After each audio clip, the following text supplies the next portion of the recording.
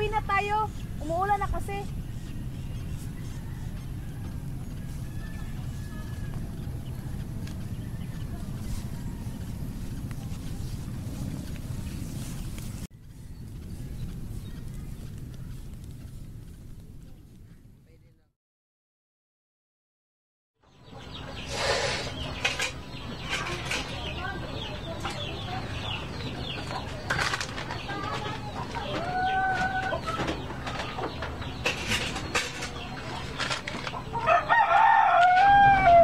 Daya, matulog ka na.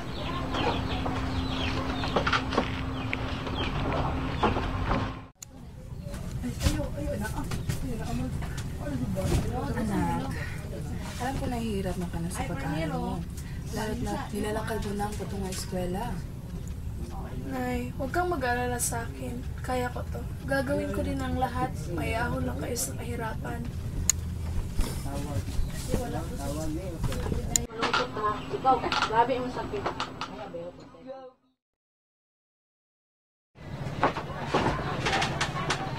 Dong, halika muna dito. Tulungan mo ako.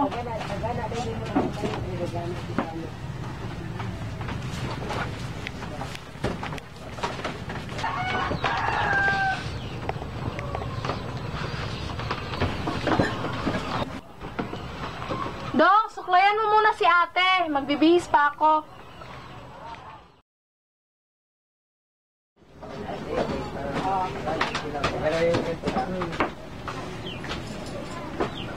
Ate, aalis na ako. Pupunta na ako sa paaral namin. Dong, alagaan mo siya ha.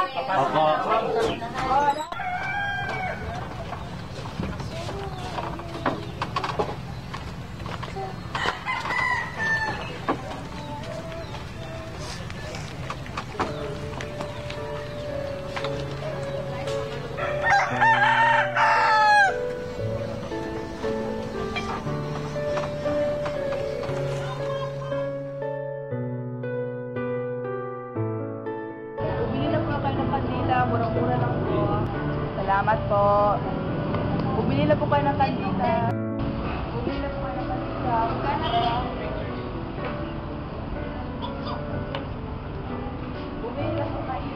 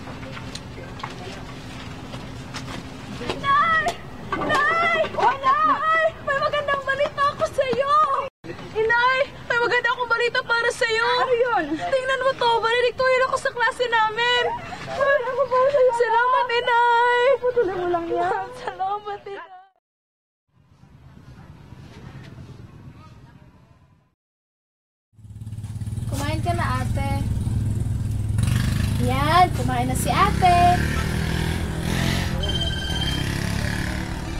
Hello?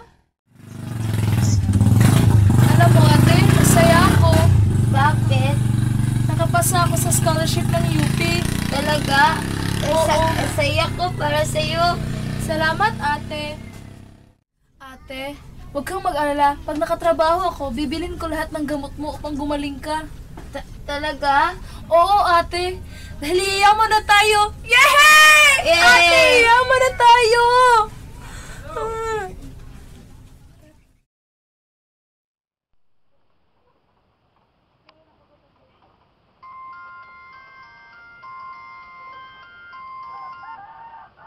Hello ate. Opo, okay lang po kami dito. Wala po si nanay dito, bumili ng gamot para kay Judy.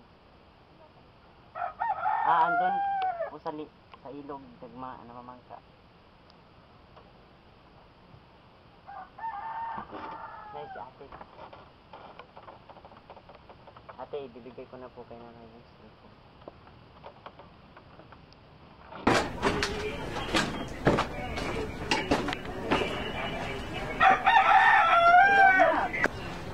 Mabuti naman kami dito.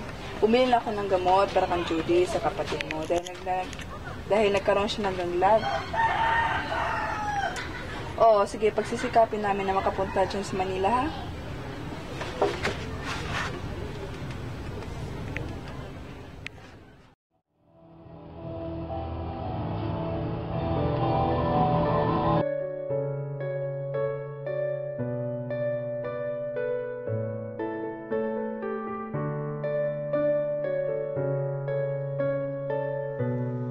Panginoon, alam ko pong ipagkakaloob niyo ang lahat ng aking hiling.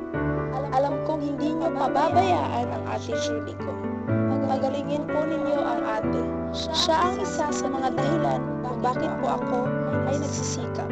Siya po ang aking inspirasyon.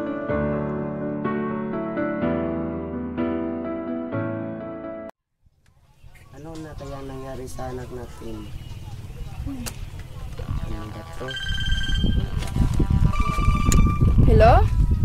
Anak? Kumusta ka na? Kumusta na yung graduation mo? Patawad anak ha kung hindi kami makakarating dyan sa Manila. Talaga anak? Ganun ba? Ibig sabihin, hindi ka na namin makikita bago ka pupuntang ibang bansa anak?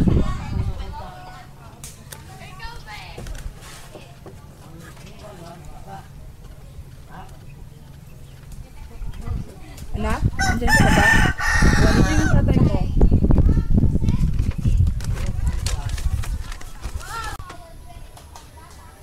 Oh, hello anak. Kumusta ka na dyan? Magandang balita yan anak. Pero okay lang ba sa'yo na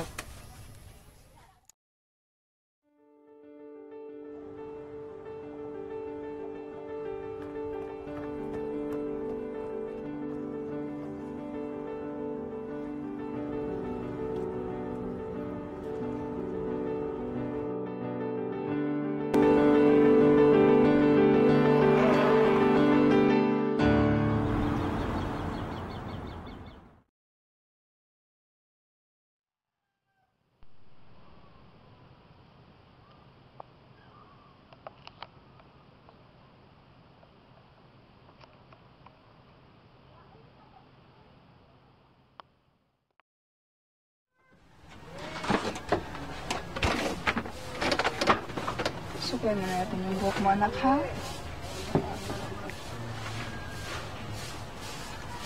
Sandali lang ha? Kukunin ko muna yung gamot mo.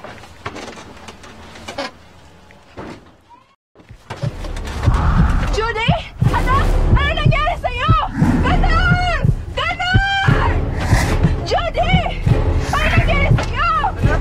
Gumising ka! Gumising ka, anak! Judy! please anak?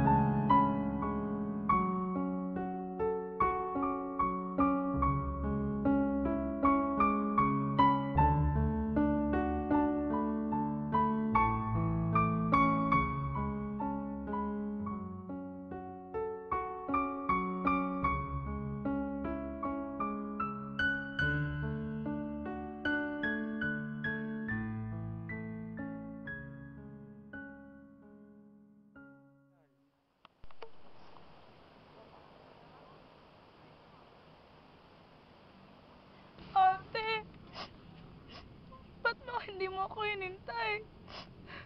Patawarin mo ako. Alam kong hindi ko natupad ang mga pangarap mo.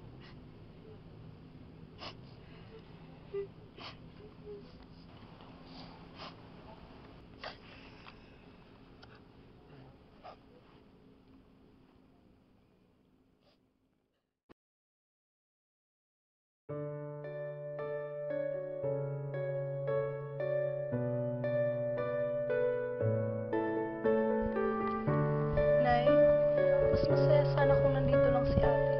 Hindi man lang natin siya naipasyal noon. Oo nga anak, pero marahil kinuha siya ng Diyos upang hindi na siya maging mahirapan.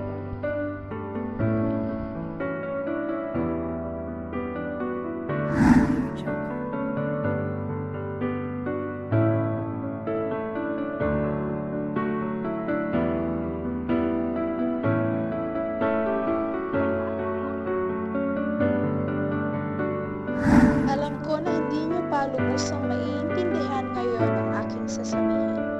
Ngunit, nais kong pakatandaan niyo na kailanmay hindi nagkamali ang taong sumulat sa kasabihan. Hindi hadlang ang kahirapan upang ikaw ay magtagumpay. Walang bayad ang mangarap, kaya kung mangangarap man tayo'y lubos-lubusin na natin. Kung hirap man ang kalagayan niyo ngayon, ay huwag niyong hayaan na mananatili itong mahirap hanggang sa inyong pagtanda. Magpursige kayo upang makapag-aral. Tulad ko, hindi sumuko hanggang nakamit ko ang aking mga pangarap. Ngunit sa kabila ng aking tagumpay, ay narito ako at nagbabalik sa aking sariling pinagmulan, sa aking sariling bayan upang maging instrumento ng inyong ring sariling tagumpay.